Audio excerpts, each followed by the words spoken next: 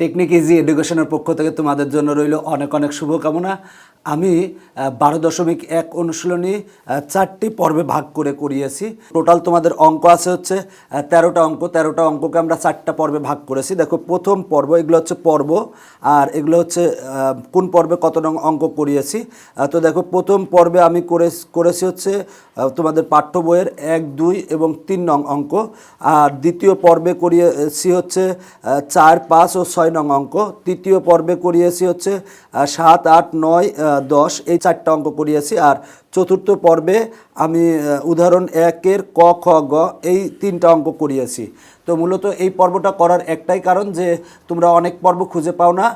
তো এই পর্বের নিচেই দেখো ডেসক্রিপশন বক্সে লিঙ্ক দেওয়া আছে, সব পর্বের পরপর পর্বের লিঙ্ক দেওয়া আছে। সেখানে যদি ক্লিক করো সেক্ষেত্রে তুমি সেই পর্বের যদি এখন তোমার 5 নং অঙ্ক দরকার হয় তাহলে তুমি 2 নম্বর পর্বে চলে যাও। 2 নম্বর পর্বে গেলে 5 নম্বর অঙ্ক পাবে। তো দেখো যে ব্যাপারটা সেটা হলো যে এই মানে 12 অধ্যায়ের নাম হচ্ছে 2 চলক বিশিষ্ট সরল সহ সমীকরণ।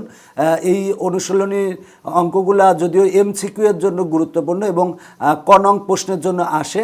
তো এই অঙ্কগুলো একটু ভালো করে দেখবে, দেখলে তোমাদের MCQ এবং ক নং প্রশ্ন তোমরা ভালো করে পারবে। আর যে ব্যাপারটা সেটা হলো যে অবশ্যই আমাদের ইউটিউব চ্যানেলটি সাবস্ক্রাইব করে রাখবে, এতে তোমাদের উপকারে আসবে, কারণ আমরা প্রতিদিনই নিত্য নতুন ভিডিও দিই। এখনকার পর্ব এখানে শেষ করছি, পরবর্তীতে আবার দেখা হবে। Bye bye.